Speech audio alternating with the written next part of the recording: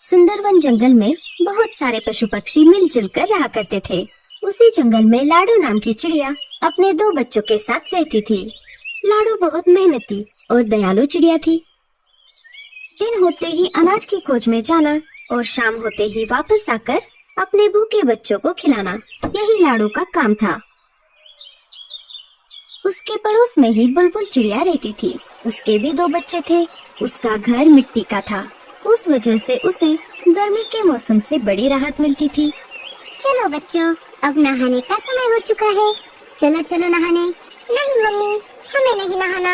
हम घर से बाहर कहीं भी नहीं जाते, फिर भी आप हमें रोज रोज नहलाती हो। अरे बच्चों, तुम दिन भर खेलते रहते हो, इस वजह से तुम गंदे हो जाते हो। अगर रोज नहीं नहाओगे तो तुम्हारे पंखों से बदबू आने लगेगी। बुलबुल के बच्चों को नहाना पसंद नहीं था, फिर भी बुलबुल उनको जबरदस्ती से नहलाती थी। बुलबुल ने अपने बच्चों को नहलाया और उनको घर के ऊपर सूखने के लिए बाहर खड़ा कर दिया। चलो, अब मेरे काम का समय शुरू हो जाएगा। जंगल के पंछी एक एक करके मेरे स्विमिंग पूल में नहाने आएंगे। बुलबुल बहन, क्या मैं मेरे बच्चों को नहलाऊं? हाँ हाँ, क्यों नहीं, पर तुम्हें पता है ना, एक बच्चे को एक बेरी। हाँ हाँ, मुझे मालूम है। ये लो 2 बेरियां। रानो भी अपने बच्चों को नहलाने लगी। एक एक करके जंगल के सारे पंछियों ने अपने अपने बच्चों को नहलाया। लाडो भी अपने बच्चों को नहलाना चाहती थी। वो बुलबुल के पास चली आती है। बोलो लाडो, क्या काम है? बुलबुल बहन, मुझे भी मेरे बच्चों को नहलाना है। हाँ हाँ, क्यों नहीं, लाओ फिर 2 बेरियां।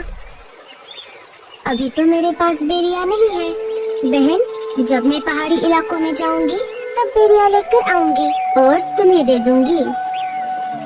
नहीं नहीं, ऐसा नहीं चलेगा। बेरियां नहीं तो स्विमिंग पूल में एंट्री भी नहीं। ठीक है बच्चों, चलो।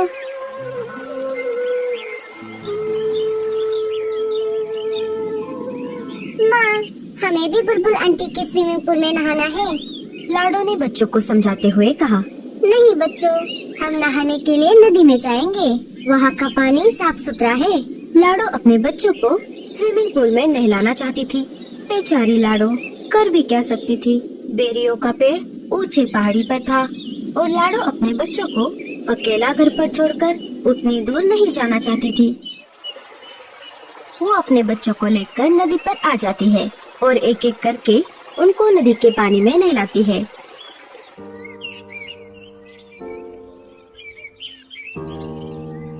अरे लाडो, ऐसे उदास क्यों बैठी हो?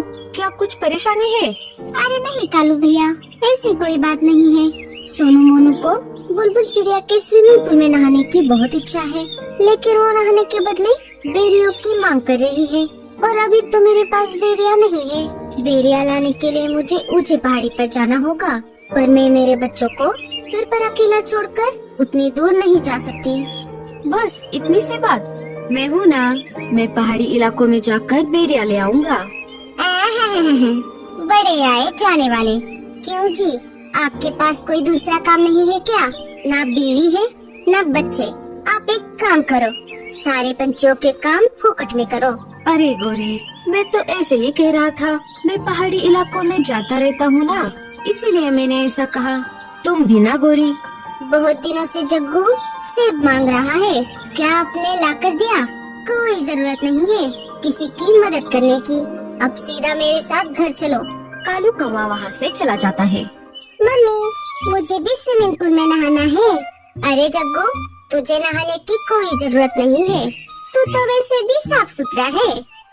लाडो उदास बैठी थी कि तभी वहाँ पर भूरा कौवा आ जाता है। भूरे ने सारी बात सुन ली थी। लाडो, तुम परेशान क्यों होती हो? मैंने अभी अभी सब सुन लिया है। तुम एक काम क्यों नहीं करती? मैं तुम्हारी बच्चों की देखभाल करता हूँ। तुम पहाड़ी इलाकों में जाकर बेरिया लेकर आओ। लाडो को भूरे पर बिल्कुल भी भरोसा नहीं था, लेकिन उसे बच्चों को स्विमिंग पूल में नहलाना भी था। फिर भी लाडो ने भूरे से पूछा, लेकिन तुम मेरी मदद क्यों कर रहे हो? अरे, मैं भी बहुत दिनों से बेरिया खाने की सोच रहा हूँ। तुम आते समय मेरे लिए भी बेरिया लेकर आना। अच्छा ठीक है, तो मैं चलती हूँ, तुम मेरे बच्चों का ध्यान रखना। लाडो बेरिया लाने के लिए पहाड़ी इलाकों की ओर चल पड़ती है। अरे वाह, ये तो बहुत अच्छा हुआ। मुझे पता चला है पहाड़ी इलाकों से हमारी जंगल की ओर तेज तूफान आ रहा है। मुझे नहीं लगता कि लाडो उस तेज तूफान में बच पाएगी। फिर मैं इन दो बच्चों को घर से बाहर फेंक दूंगा। लाडो के जाते ही भूरा बच्चों को घोंसले से बाहर निकाल देता है और घोंसले का दरवाजा लगा लेता है। बच्चे अपनी माँ की याद में रोने लगते हैं। इधर लाडो जैसे तैसे करके आगे बढ़ती रही। वैसे ही तेज हवा भी बढ़ने लगी। लगता है इस तेज तूफान में मैं उड़ नहीं पाऊंगी। लाडो चिड़िया हार मानने वालों में से नहीं थी। बड़ी कठिनाइयों का सामना करते हुए वो आगे बढ़ती रही। तभी उसके सामने से मीनू मौसी उड़ते हुए आ जाती है। अरे लाडो, ये क्या कर रही हो? चलो वापस। बारिश के साथ साथ बहुत बड़ा तूफान भी आने वाला है। अच्छा ठीक है मौसी। वो दोनों वापस जंगल में आ जाती है। लाडो, बहुत तेज बारिश शुरू हो गई है। तुम एक काम करो, बारिश रुकने तक मेरे घर में रुक जाओ। बारिश थमते ही चले जाना।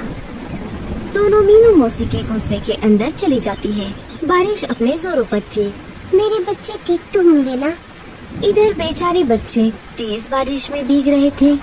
वो दोनों एक पेड़ की डाली पर बैठ जाते हैं, जहाँ पर कम बारिश का पानी आ रहा था। तभी उनको उस पेड़ के तने से आवाज आती है, बच्चों इधर आओ। बच्चे अंदर चले जाते हैं। इधर पूरा कौवा मजे में घोड़े बेचकर सो रहा था। तभी एक तेज हवा का झोंका आ जाता है और बूढ़े कौवे का घोंसला पानी में गिर जाता है। बूढ़ा घर का दरवाजा खोल नहीं पाता और वो डूब जाता है। थोड़ी देर बाद बारिश कम हो जाती है। लाडो वापस अपने बच्चों को देखने उसके घोंसले की तरफ आ जाती है और देखती है तो क्या, उसका घोंसला तो वहाँ पर नहीं था। वो सब तरफ खोज करने लगती है। तभी उसे बुलबुल चिड़िया मिट्टी में दबे हुए दिखाई देती है। लाडो, मुझे बचाओ। मेरा मिट्टी का घर बारिश में गल गया और मैं मिट्टी में धंस गई। अपनी जान की परवाह न करते हुए लाडो बुलबुल चिड़िया को गीली मिट्टी से बाहर निकालती है। लाडो, मुझे माफ कर दो। मैंने तुम्हारे साथ बहुत बुरा बर्ताव किया। लाडो बुलबुल को कुछ न बोलते हुए अपने बच्चों को खोजने लगी। तभी पेड़ के तने से बच्चे बाहर आ गए और अपनी माँ को पुकारने लगे। माँ, हम यहाँ पर हैं। लाडो अपने बच्चों को देखकर बहुत खुश हो गई। अरे मेरे बच्चों, तुम कहाँ पर गए थे? माँ, आपके जाते ही उस भूरे अंकल ने हमें घर से बाहर निकाला था और हम यहाँ पर आ गए थे। हमें इन बूढ़ी दादी ने बचाया। माँ जी, आपका बहुत बहुत धन्यवाद। अगर आप मेरे बच्चों को आसरा न देती तो मेरे बच्चे इस तेज बारिश को सह नहीं पाते। कुछ दिन गुजर जाते हैं। फिर एक दिन सारे पंछी मिलकर जंगल के बीचों बीच खुले मैदान में एक बड़ा सा स्विमिंग पूल बना देते हैं, जिसमें वो रोज नहाने लगते हैं।